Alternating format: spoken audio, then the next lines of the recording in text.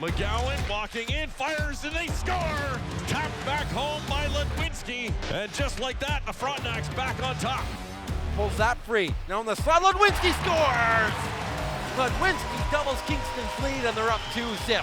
After progressing through his first couple seasons on the Frontenacs, Paul Ludwinski was named captain of the team at the start of the year, and he has really embraced his role. I want to talk about you as the captain of this team. Firstly, just what that moment was like when you were told that you were going to be the next captain of the Kingston Frontenacs. Yeah, I was told actually in front of all the guys, so it's a pretty exciting moment, and it's the next step in your journey, one to collect. If you want to be a good player, you also got to lead by example and be a vocal in the room. So when I got that, I was just excited.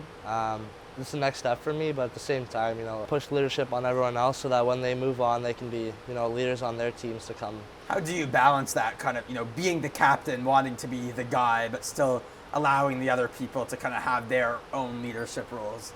I'm more of a lead by example guy, so I'll work hard in practice or, do the right things. Work out to my fullest potential or recover after.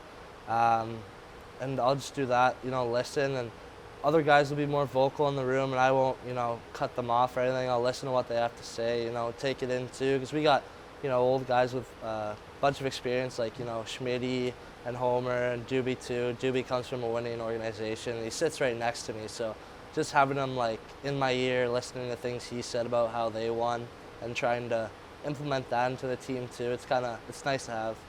Off ice, how do you make sure that kind of the team as a collective all feels kind of together and everyone feels included, from the older guys to, the younger guys like Hopkins, I guess? Yeah, I think just taking kind of Hopkins under my wing. I mean, he's a really good kid, been hanging out a lot more recently, so, that's good. I think he's been enjoying the city so far and what it has to offer.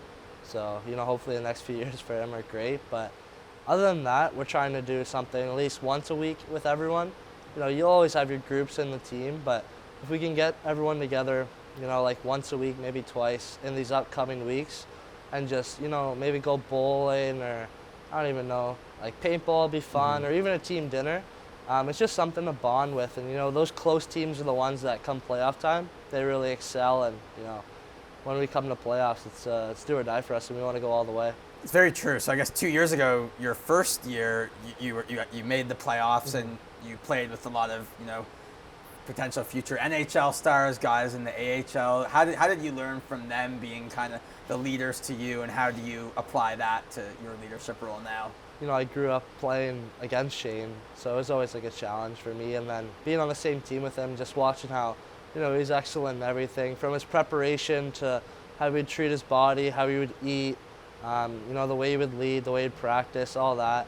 How do you learn from them in terms of just, making the next steps, but also balancing, focusing on the Frontenacs now? Yeah, I think that's the most important thing is, everyone's about the future and how that, but I think it's just, one of the things about the Michael Jordan documentary was just how he was able to always be present, and that's one of the best things about him. So I think that's my plan is, I only have a short-lived time left in this league, so take it day by day. Battaglia teased up for Ludwinski. Now Soto racing in. Soto in front, they score! Tipped in by Ludwinski. Kingston Frontenacs cut the lead in half. In addition to being the captain of the Frontenacs, Paul Ludwinski is also one of the great young Canadian hockey players, and as a result of that, he got the opportunity to participate in Chicago Blackhawks training camp and the training camp for the Canadian World Junior team in Oakville. I do have to ask you just about your experiences with the Blackhawks organization these past couple of years. Let's talk this year, being able to be in training camp. What was that opportunity like, being able to play with, veterans, a guy like Foligno, for example, but then also, obviously, a guy like Connor Bedard? Yeah, it was actually my first main camp because my first year I was injured with a concussion, so I didn't get to really, participate and skate.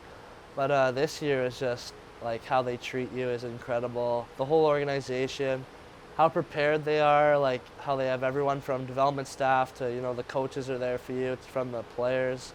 And it was just fun, we were living in a hotel, but spending most of our days at the rink and playing with guys like Connor, Bedard, just really humble kid, does everything right. And then you got guys like Foligno, who's just, he's just a beauty, just a big team guy, and he loves the game, still playing. So those guys really like made my time there a whole lot better. And just like how you're a rookie, but you haven't even made the team, and they treat you like you're on it. It's just incredible. How about the World Junior experience? Obviously not making the team, but still just, making training camp, making the camp is a huge accomplishment. Yeah, it was exciting. I have a lot of buddies that, were invited and that made the team too. So it was fun to get to compete against them for spots and, also play with them because you don't usually play with them.